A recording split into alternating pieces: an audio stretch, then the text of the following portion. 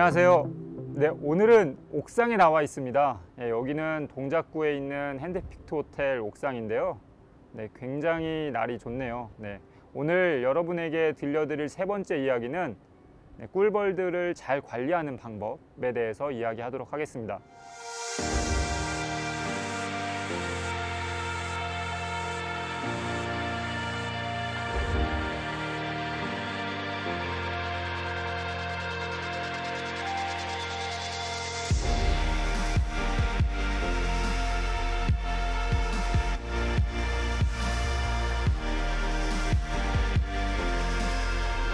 처음 벌을 키울 때 저도 그냥 이런 생각이 들었어요.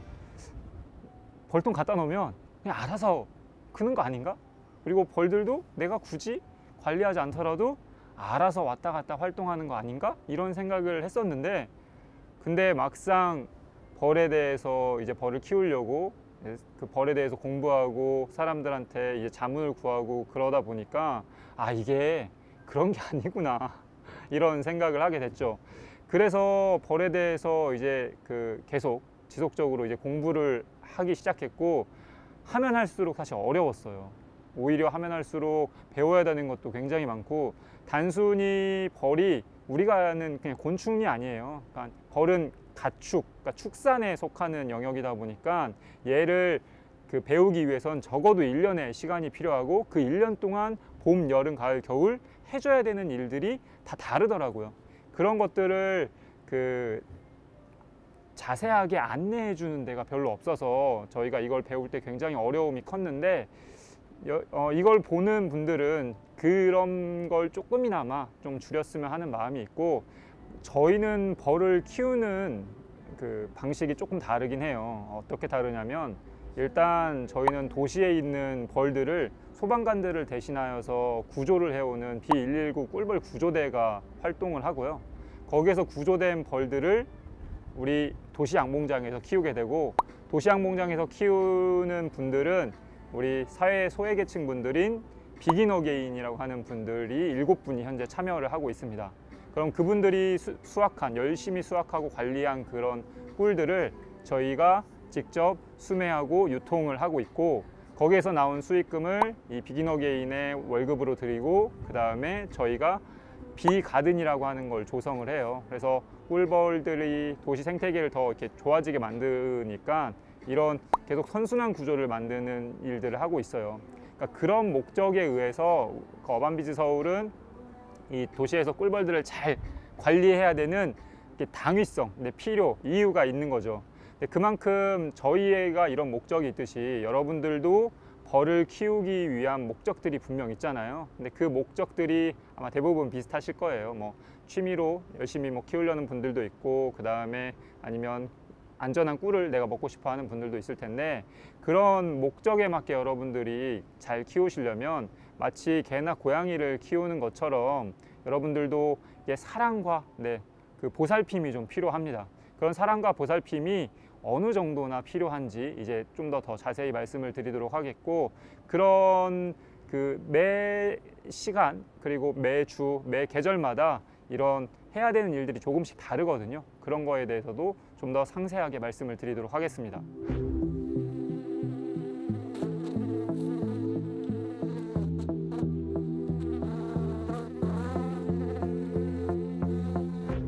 벌은 일주일에 한 번만 봐도 돼요. 물론 이제 시기마다 조금씩 다르긴 합니다. 바쁜 시기에는 일주일에 한 2번 정도 봐야 될 때도 있고, 바쁘지 않은 시기에는 2주에 한 번 또는 한 달에 한 번 볼 수도 있는데, 일단 평균적으로 일주일에 한 번씩 벌을 본다고 이제 생각하시면 될 것 같아요. 그러니까 이렇게 생각하시면 돼요. 누가 우리 집에 막 쳐들어왔는데 일주일에 매일매일 이렇게 들어와가지고 계속 우리 집을 막 뒤집어놔. 얼마나 싫겠어요. 벌도 마찬가지거든요. 벌도 마찬가지인데, 그렇게 일주일에 한 번씩 벌을 볼 때 여러분들이 해줘야 되는 것도 한 5분에서 10분? 한 통당? 한 그 정도의 시간이 좀 필요하고요.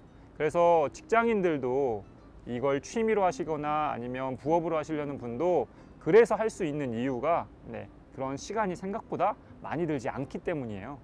그래서 마음이 있는 분들이라고 한다면은 충분히 도전해 볼 수 있을 만한 그런 영역이라고 생각합니다.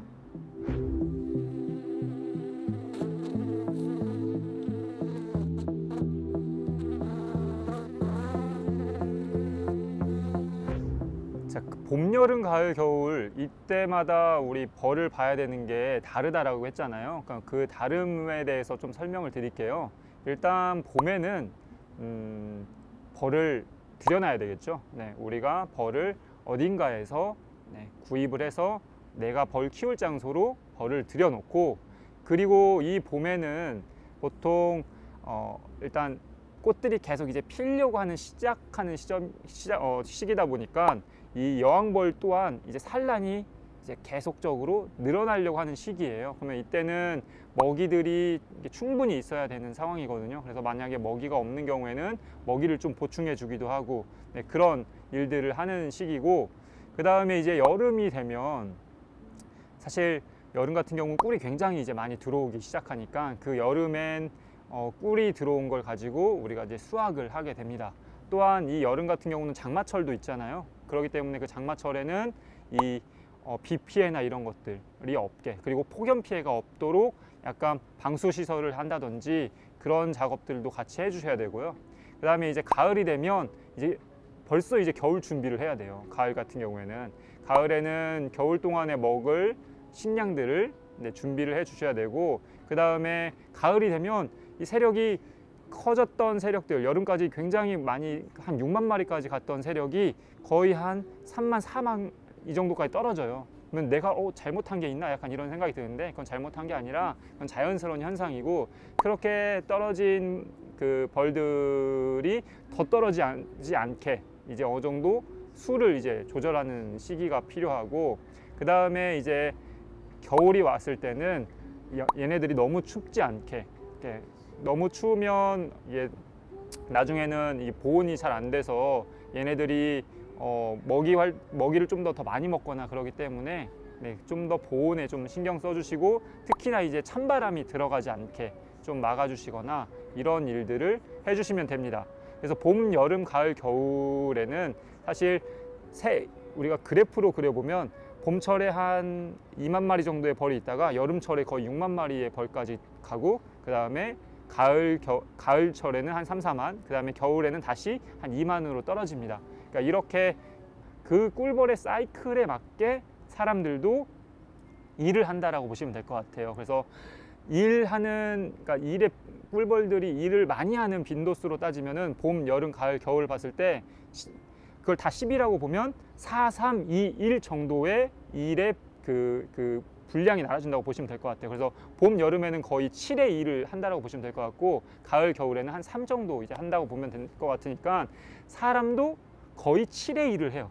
그래서 양봉하는 분들은 봄, 여름에 거의 바깥에서 생활을 하시는 분들이 많죠. 그래서 어떤 분들은 이동 양봉할 때나 막 그럴 때 보면 거의 텐트에서 주무세요. 텐트에서 주무시고, 그리고 계속 바깥에 있다 보니까 하얘질 날이 없죠. 계속 까맣게 되고, 이게 단점이에요. 혹시나 여러분들도 양봉을 취미로 하시려는 분들이라고 한다면 이거 단점이라는 거 꼭 기억해 두셨으면 좋겠습니다. 자, 그럼 봄, 여름, 가을, 겨울 해야 되는 일에 대해서 살펴봤습니다.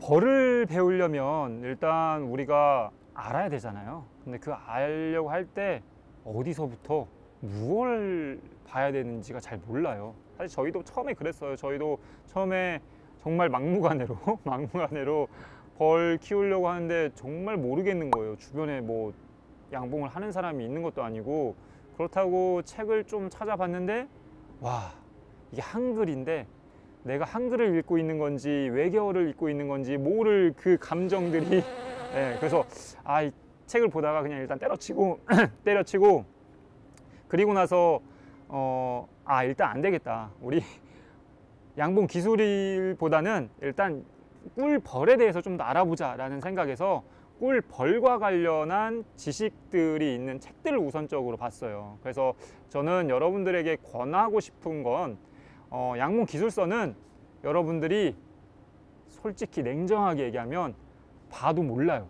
네, 봐도 몰라. 그러니까 양봉 기술서를 익히기 전에 그 전에 꿀벌 관련한 책들, 뭐 꿀벌 관련한 에세이 뭐 이런 것들을 우선적으로 읽으시길 권합니다.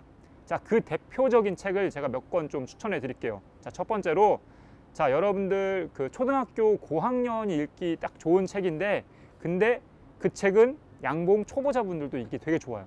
네, 꿀벌이 사라지면 딸기를 못 먹는다고. 네, 이 책이 있고요.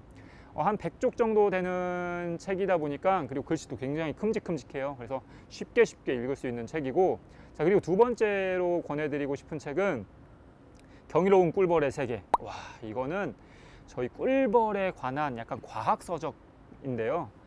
그 위르켄타우츠라고 하는 저자, 교수님이 쓰신 책인데 독일의 저자예요. 근데 이분이 이 책을 거의 뭐 한 30년 가까이 꿀벌을 연구해서 쓴 책인데, 저희는 거의 바이블이라고 봅니다. 이 책을 저희는 막 한 10여 번 읽었어요. 저희 책을 나중에 한번 보여드릴 텐데 책이 너덜너덜해졌어요. 네, 그럴 정도로 굉장히 벌에 관해서 특히나 꿀벌에 관해서 집중하고 있는 책이기 때문에 이 책을 꼭 읽어보시고 양봉을 하면, 그리고 나서 양봉 기술책을 읽으면 아, 그래서 이랬구나라고 하는 것들을 여러분들이 아실 수 있을 거예요. 그리고 이제 세 번째로 권하고 싶은 책은 그냥 가볍게 읽을 수 있는 도시양봉이라고 하는 책이에요. 이거는 스티브 벤보우라고 하는 저자가 영국에 있는 실제 도시양봉을 하고 있는 그 분이고요. 그래서 그분이 그 에세이처럼 1월부터 12월까지 자기가 도시양봉을 하면서 겪은 거, 해야 되는 일, 이런 것들을 가볍게 써놓은 거라서 이것도 여러분들이 잘 보실 수 있는 책이라고 봅니다. 그래서 책으로 읽으실 분들은 이 세 가지를 저희가 추천드리고, 만약에 뭐 다른 온라인상에서 여러분들이 좀 더 배우고 싶다 하시는 분들은 그 농촌진흥청의 인적자원정보센터가 있거든요. 그래서 거기 들어가 보시면은 그 사이버 강의가 있어요. 그래서 양봉 사이버 강의가 있어서 그거를 여러분들이 수강 신청할 수 있습니다. 근데 이제 한 달에 그 수강 신청할 수 있는 인원 제한이 있어요. 네, 인원 제한이 있으니까 빨리빨리 신청하셔야 되는데, 인원 제한은 한 9,999명이라고 하더라고요. 그래서 웬만하면 다 신청하실 수 있을 겁니다. 그리고 그거 말고도 그 우리 벌에 대한 우리 벌을 둘러싼 환경에 대해서 여러분들이 좀 더 궁금하시다 그러시면 테드 있죠, 테드. 네, 온라인 영상 그 사이트, 테드 강연 사이트, 거기 테드에 들어가서 보시면 테드에서 B를 검색하시면 그와 관련한 그런 학자들이 그런 발표한 자료들이 있어요. 그런 자료들이 한 10분, 뭐 15분 정도 되는데, 그 자료들을 한 번씩 숙지하셔도 아, 이렇게 벌이 중요하구나, 우리 벌이 둘러싼 환경이 이런 환경이구나 라는 것들을 조금 더 이해하시기 편할 겁니다. 그래서 이 세 가지를 저는 추천드리는 바이고, 그냥 도서관에 가면 웬만한 책들은 다 있어요. 제가 말씀드렸던 그런 책들은 다 있으니까 그런 책들 위주로 가볍게 한번 시작해 보시길 바라겠습니다.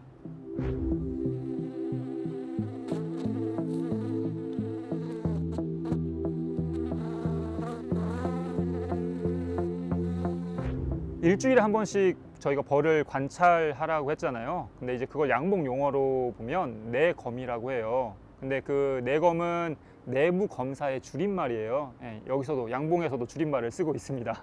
예, 내부 검사의 줄임말인 내검, 그게 과연 무엇인지에 대해서 여러분들한테 알려드리도록 할게요.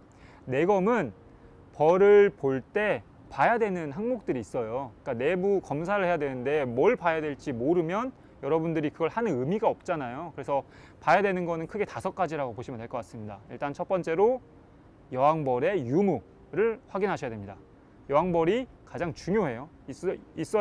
그 여왕벌이 있어야지 얘네 세계가 계속적으로 지속 가능하니까. 두 번째는 여왕벌이 산란을 하는지 안 하는지, 이 두 번째가 필요하고 확인해야 되고요.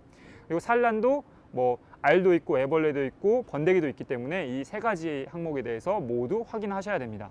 그리고 이제 세 번째로는 얘네들이 이제 먹을 먹이, 그러니까 먹이는 꿀이 들어오는지 아니면 꽃가루가 잘 들어오는지, 이런 것들을 확인해 주시는 거라고 보시면 될 것 같고, 그리고 이제 네 번째로는 얘네들이 병에 걸리진 않았는지 이런 질병, 이 질병까지 확인해 주시고 그 다음에 그에 따른 조치들을 이제 취해 주시거나 예방을 해 주시거나 하시면 되고, 그 다음에 마지막으로는 공간이에요. 공간. 그러니까 공간은 이 벌통 내부에서 얼마나 얘네들이 그 육각형 방, 그러니까 얘네들이 육각형 방에 넣을 뭐 그런 꿀을 넣든지 아니면 산란을 하든지 그런 게 있는지 없는지 이런 것들에 따라서 공간을 줄여둘지 아니면 늘려줄지 이런 것들을 여러분들이 해 주셔야 됩니다. 자, 5가지라고 했는데 기억하시나요? 다시 한번 말씀드릴게요. 여왕벌의 유무, 자, 2번째 산란, 3번째 먹이, 4번째 질병, 5번째 공간. 이 5가지를 꼭 확인해 주시기 바라겠습니다.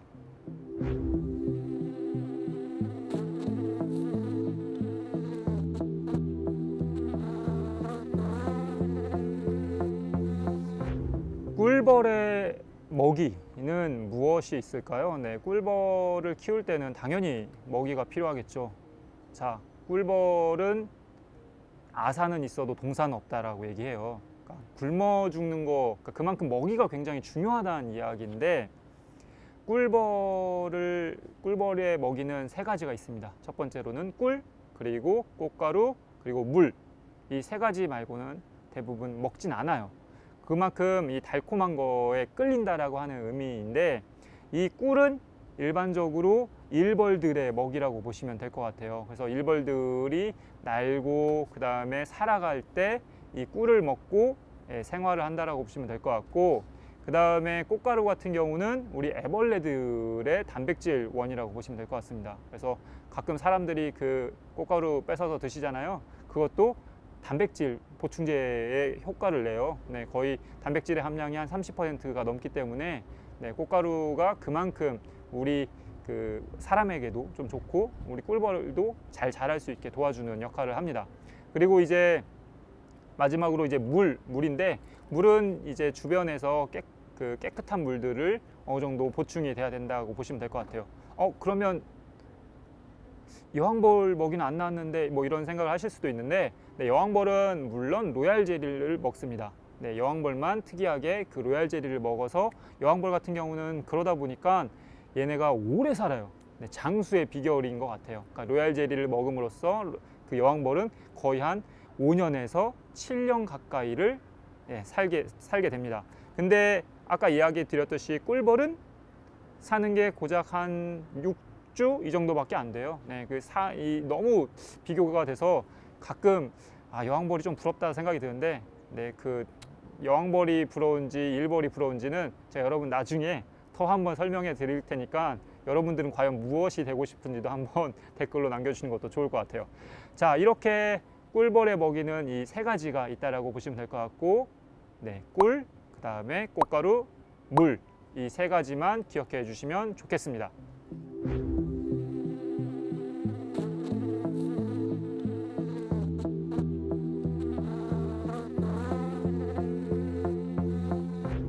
꿀벌을 키우려면 어떤 도구가 필요하고 그 도구들의 쓰임새는 어떻고, 그리고 비용은 얼마나 드는지 알아보도록 하겠습니다.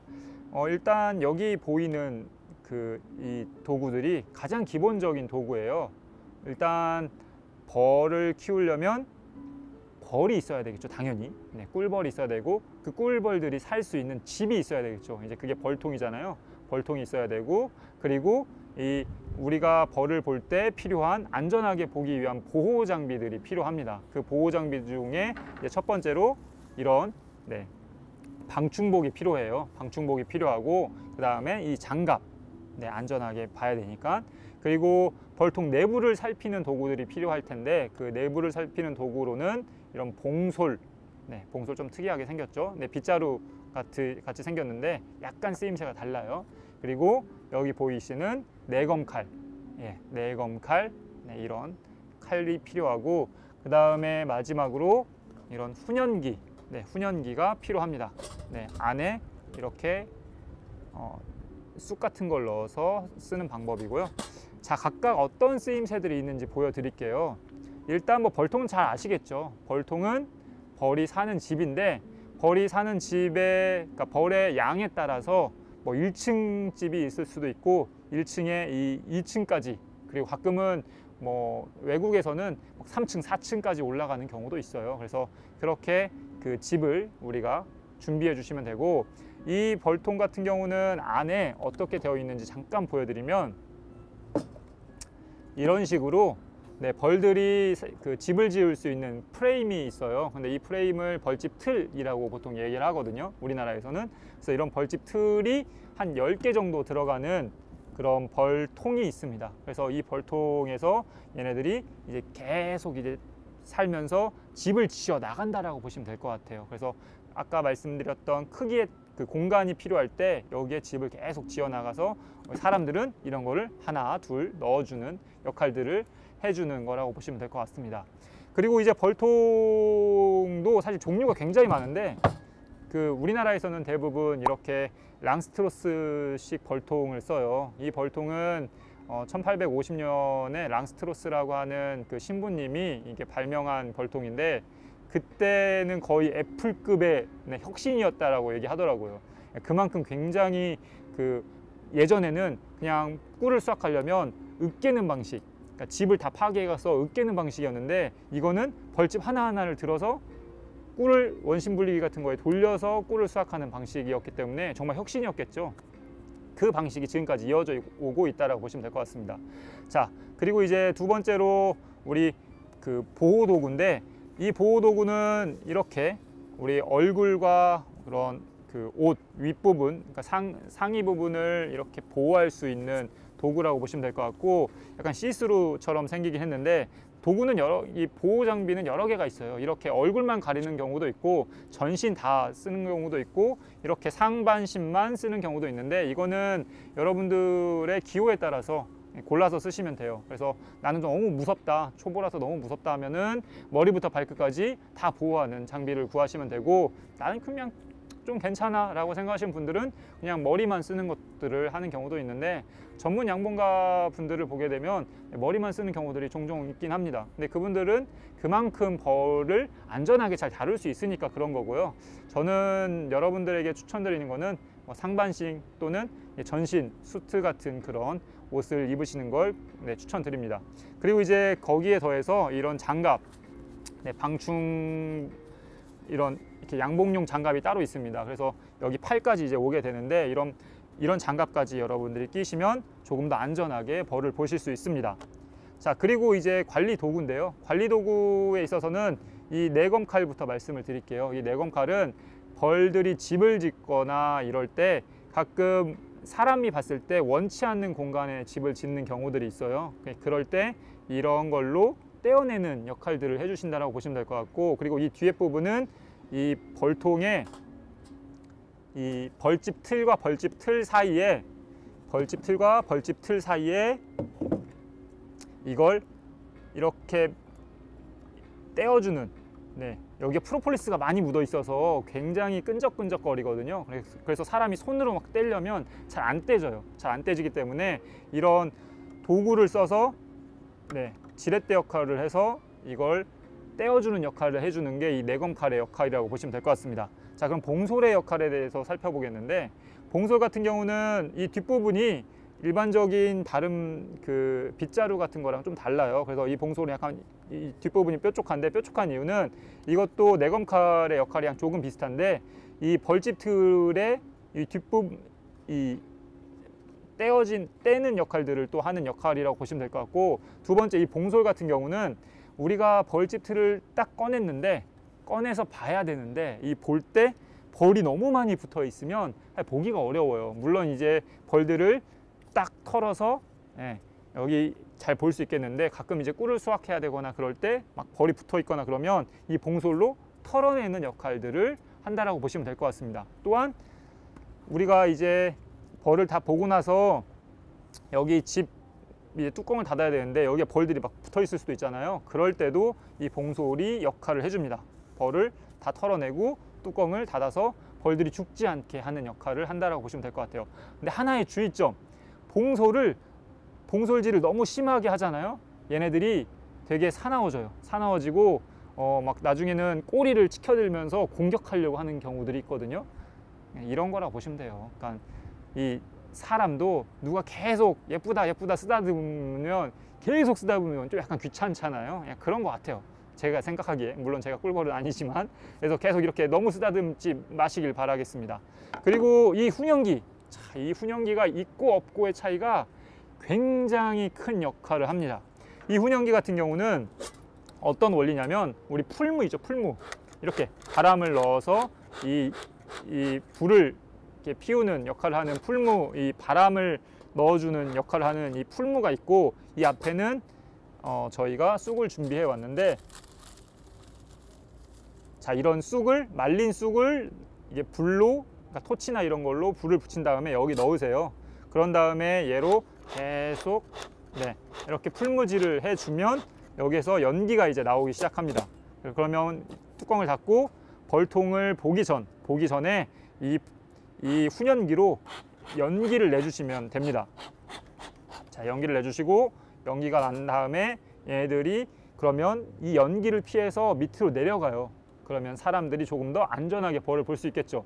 그러면 이 훈연기를 했을 때 벌은 왜 내려가고 그럴까요? 그러니까 두 가지 이유가 있다라고 얘기하거든요. 첫 번째로는 원래 이런 꿀벌들 같은 경우 약간 야생에서의 그 본능들이 살아있기 때문에 이 꿀벌들이 연기를 피우게 되면 그 연기가 마치 그 숲속에서 불이 났다라고 착각을 해서 순간적으로 그 집안에 있는 꿀을 먹는다고 해요. 그러면 이 꿀을 먹다 보니까 배가 이제 뚱뚱해지잖아요. 그래서 침을 쏘려고 해도 잘 안 쏘아요. 그러니까 못 쏘는 거죠. 잘 못 쏘아서 이 훈연기가 그런 역할을 한다라고 하는 이야기도 있고, 두 번째는 이 꿀벌들이 서로 의사소통하는 게 페로몬으로 의사소통을 하게 되는데, 그 페로몬 중에 특히나 공격 페로몬이 있어요. 그래서 누군가가 침입해 가서 그 사람을 만약에 쏠 경우 그 부위에 계속 다른 애들이 공격을 오거든요. 그 페로몬의 영향을 받아서. 근데 이 훈연을 함으로써 그 페로몬이 차단되는 효과들이 있다라고 보시면 될 것 같아요. 그래서 이런 목적이 있는 애이기 때문에 얘가 만약에 없을 때 여러분이 벌을 보잖아요. 생각만 해도 막 수십 방이 쏠릴 수도 있어요. 그러니까 이게 반드시 필요합니다. 이거 반드시 훈연기는 항상 구비를 해주셔야 되는 품목 중에 하나라고 보시면 될 것 같습니다. 여기까지 우리가 벌을 키울 때 필요한 도구들에 대해서 알아봤는데, 비용에 대해서 제가 말씀을 드리지 않았어요. 비용은 일반적으로 벌통 한 통을 1년 동안 키우는데 대략 한 60만 원 정도가 든다고 보시면 될 것 같아요. 벌이 보통 20만 원에서 왔다 갔다 한다고 보시면 될 것 같고, 그 종봉, 그리고 벌통이 한 2만 5천 원, 그 다음에 뭐 그러니까 2층 집까지 한다면 대략 한 4만 원 뭐 이 정도 된다고 보시면 될 것 같고, 그리고 이 훈연기가 한 15,000원 정도 되고요. 그 다음에 이 봉소리 한 5,000원에서 6,000원 정도 되고, 그 다음에 방충복이 한 2만 원 정도 되고요. 물론 이제 전신 슈트는 더 비싸요. 그리고 이 장갑, 이 양봉용 장갑이 한 10,000원 정도 된다라고 보시면 될 것 같고, 그 다음에 이 내검칼도 한 5,000원, 6,000원 이 정도의 가격이 된다라고 보시면 될 것 같습니다. 그리고 이제 나머지 추가적으로 이렇게 프레임 하나하나의 프레임 비용이 뭐 싼 거는 한 2,500원부터 비싼 거는 한 4,000원 뭐 이 정도의 가격이 형성되고, 1년이면 이런 프레임을 한 통에 이런 벌집틀을 1년에 한 통에 한 20장 정도 써요. 20장 정도 쓰기 때문에 그것까지 이제 포함시킨다면 대략적으로 한 60만 원 정도의 돈이 든다라고 보시면 될 것 같습니다.